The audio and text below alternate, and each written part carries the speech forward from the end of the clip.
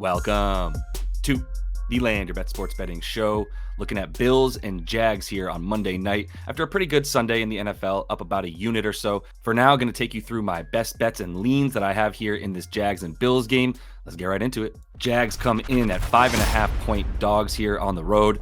Handled the Bills in London, you'll remember last year around the same time, and covered that 5.5-point spread. That was pretty much exactly the same for that game. The total here at about 46.5, so implied that they're probably going to be about 5 or 6 touchdowns depending on how this goes. Total at 46.5. How these two teams have fared so far, both 1-1 against the spread. Home records both 0-1 as well in that situation, and covered on the road. But obviously the Bills here are 2-0 on the season, and looking like a lot better team here than the Jaguars so far. On offense for Jacksonville, 25th in passing yards, 15th in rush yards. But what's interesting is they have a better expected points added per play on their throwing plays when Trevor Lawrence drops back, rather than their rushing plays, where they are third worst in terms of their expected points added on rush plays. And this Bills defense has been very good both against the pass and the rush, especially in those underlying metrics.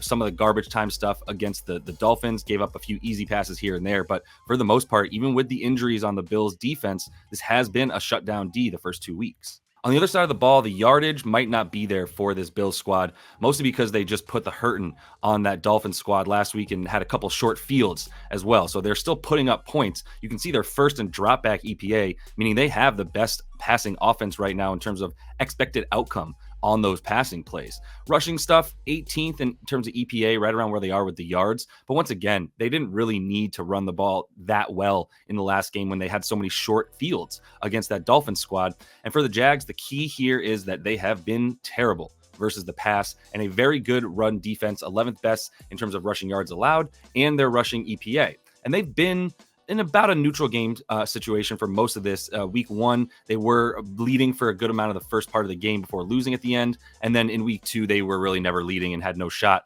going up against that Brown squad, who didn't really have to pass much, to be honest. The Jags turned the ball over a couple of times in bad situations, and their run game was not really necessary. Like the Browns didn't have to run the ball even as much as you would think for a team that was leading. That was also kind of a neutral game script. Quick reminder, if you appreciate what you are seeing, would much appreciate a like on your end on the video, and go ahead and subscribe if you don't want to miss any of these previews coming out each and every week for all these games, including the WNBA, where I'll have a nice big slate looking at that stuff for Tuesday night. For now, looking at Monday night still, Josh Allen, looking at rushing and passing stuff here. And it's interesting because this Bills offense is clearly very versatile under offensive coordinator Joe Brady, who took over last year in the middle of the season for Ken Dorsey, right? And since then, the things we've seen for Buffalo's offense is they're much more willing to run the ball, both with their quarterback and their running back. Both have rushing attempts that go up after Brady becomes the offensive coordinator, because he's a run-first type of guy, right? But they are very versatile. They can do it either way. They threw the ball much more against the Cardinals in a little bit of a comeback situation, surprisingly, in week 1.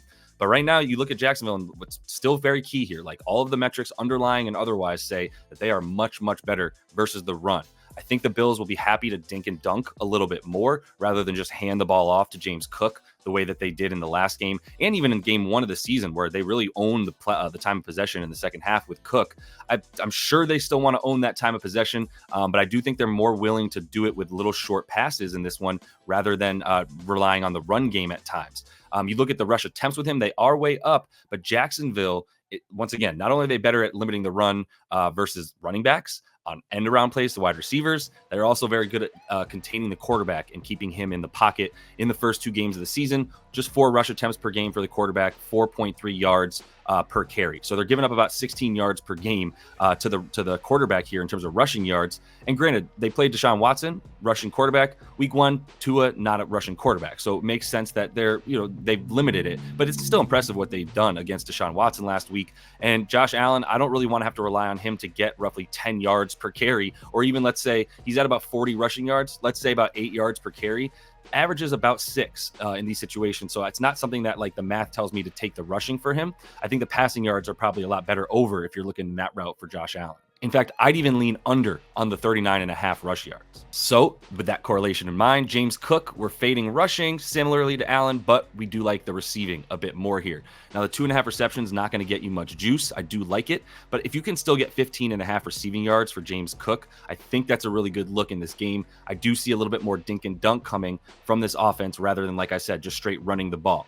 Jacksonville way better. The rush attempts are up for Cook as well with James Brady, but the receiving is something you can't ignore. They have a bottom 3 defense in terms of limiting running back receptions and yardage. And a big part of that is they do get decent pressure on the quarterback, and they are in the top half of the league in terms of getting hurries, the QB knockdown percentage. So they can get into the backfield with the strength of their defense being the defensive line. But it's at the same time, when you look at the numbers for Cook and against this defense for the Jags and why they've given up so many receiving numbers to the running back, they played Devon Achane. And you look at both these teams, they're both in the bottom 5 in terms of limiting running back receiving yards and receptions. So they've both given up nearly 70 yards, 69, nice, that he got against this Buffalo squad. But Achane got 7 for 76 against the Jags. So that skews the numbers a bit when you play what I assume will end the season as the best receiving running back in the league. Jahmyr Gibbs might have something to say about it, but this is the dude, Devon Achane. So with that in mind, James Cook, not Devon Achane, not going to have the same usage, but I prefer over on the receiving, and I lean under on the rushing here against this Jags defense. An under that I like, Curtis Samuel here, fading his receiving. He's got low numbers, but his participation in this receiving game so far tells you the reason why these numbers are so low. He's played 28% of the snaps. Not good. 36% route participation on the field when he's out there. So he's really not even running routes that often, and he's barely on the field. That's one thing. Then you've got the ADOT. How far is he when he gets a target? 6 yards down the field on his 4 targets, right? So he's not getting separation. They're not looking for him past short routes because they have Keon Coleman, and even Khalil Shakir has proven to be a much better deep threat. And he's not getting any separation, right? 1.75 yards per target in terms of his separation. So every time he's targeted, he's barely managed to weasel free of the defender. It's worse than 100th, right, in the league among wide receivers and his ability to separate. And the other thing is the Jags play man, more than any team in the league. They run the most man coverage of any defense, and they're better. And Curtis Samuel, rather, is better versus the zone. You look at his coverage, his rating, rather, versus zone and man, way better against the zone, able to find some soft spots. But with that low separation, not able to separate when it's man coverage, so he's really not even getting looked at or targeted. As scary as it might sound, I think 11.5 yards as his longest reception might be the best under here for his receiving fade. As we move on to the Jags, another quick reminder, if you do want the final plays that I'm making, I'm going to pin all my leans to the comment of the video here, but also have the WAP.com VIP Discord. If you want to jump in there, link is in the description of the video. Make sure you don't miss out on any of these plays that I'm putting down. Got our first touchdown potential here, though, with Travis Etienne. That is someone that I like because he still has decent odds for the starting running back of this team.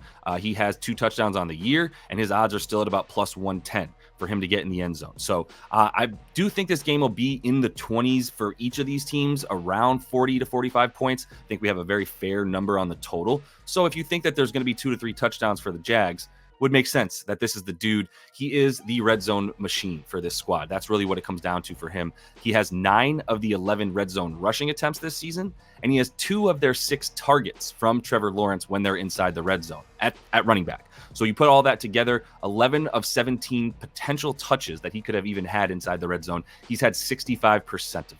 So that's a really good number. Like I said, TD in each of the first 2 games, and he would have had one more, except for he fumbled as he was running to the end zone, and it got recovered in the end zone for a touchback by the opponent, right? I believe that was week 1 against the Dolphins. So not a good look there. And he seemed to at least quell those problems in week 2 against the Browns without turning the ball over at all. So the point is the usage and the touchdowns would be even higher if he hadn't fumbled that ball. I think this is a really good moment in time, even against a defense that's going to give them trouble moving the ball between the 20s. When they do get there 2 to 3 times, that's going to be Etienne's moment. Mr. Fade recent results is what we're going to call Christian Kirk. Might be time for a breakout game for him. He's had an undeniably bad start to this season. Barely any targets. I believe he has 4 on the season right now. Not a very good look. So 4 catches, and only the 1 catch because he was held without a catch in the last game. First game, though, the 1 catch was 30 yards. So I am considering the longest reception here for him at about 18.5 yards for Christian Kirk. Like I said, the only reception on the season for him is 30 yards, but the volume is still there. And that's a strategy I've gone back to a number of times so far this year, is which receivers are not getting the actual receptions, maybe not even that many targets, but they are still out there for most of the routes and the snaps. And he's out there for 100% route participation. He's out there for like 85% of the snaps. So his usage is not, I guess I should say, his participation isn't questioned. It's just his usage that's being questioned because he's not getting the targets.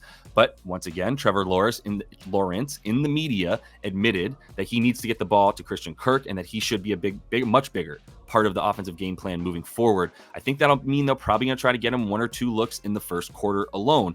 And if he gets to the 6, we're in a good spot here. The reason for the longest reception too, the ADOT is massive. 5th in the NFL in average depth of target. Once again, not getting enough targets to make that number feel too great, but he's running long routes, right? And the really interesting thing here that makes you think and go, why is this happening? Why are his prop numbers still so high? Why does he have a 3.5 reception prop line when he's only gotten 1 and has barely gotten 4 targets on the season, much less 4 receptions? It's a little bit odd. So it seems like the books are in agreement here with what I'm saying, where this might be the moment in time that Christian Kirk busts out of his slump a little bit. I believe his yardage is at about 40.5. I actually prefer the receptions. At 3.5. That we're getting a little bit crazy. I still think he can hit that number. It is plus money, but the yards at 40 and the longest reception over 18.5. Those are both good looks for a dude who's running very long routes. How about one more tutty play? Brenton Strange, who I'm very confident not that many people are familiar with because he's a second-year tight end, did get picked at the bottom of the second round in 23, so it's not like he was a total scrub at the bottom of the scrap heap. This is somebody that they did bring in to participate at some point, and he did not do that at all last year, and he barely did it in week 1 because Evan Ingram was putting up historical numbers at tight end last year and had 114 receptions. So keep that in mind. But now Ingram is out, and we know Trevor Lawrence loves to go to his tight ends. It's why they made Ingram such a big focal point and why they drafted a dude who they expect to be able to fill his place when Evan Ingram goes down, because that was one of the problems he's had his whole career, is staying on the field. Now we're back into that spot where he's not going to play in this game, missed week 2 as well. In week 2, Strange went up to a 67% snap count, far and away the most he's ever experienced in his career so far, 64% route percentage. So he's participating in these routes as he's on the field way more. That's the first thing. He's only going to get integrated more as a tight end. Buffalo is 31st, second to worst in terms of receptions per game versus the position, 23rd in the yards that they allow as well. In Jacksonville last year, because Evan Ingram was such a focal point, and because Trevor Lawrence loves going to his tight end so much, that between Evan Ingram and even Strange, they had a 28% target share last year. So Ingram had a 26% one, Brenton Strange only 2. Point is he's now in the Evan Ingram position. So plus 400 or better for this man to get a touchdown, definitely worth a quarter unit to win a full one back. And that is all the time that I have for you guys. One more quick reminder, like the video if you would, subscribe to that page. Everything in Discord is free other than the picks and the write-ups. So if you do want to get in the free Discord, link in the description. If you do want those plays coming my way, also got the link in the description as well. So make sure you check those out. Until I see y'all next, happy betting.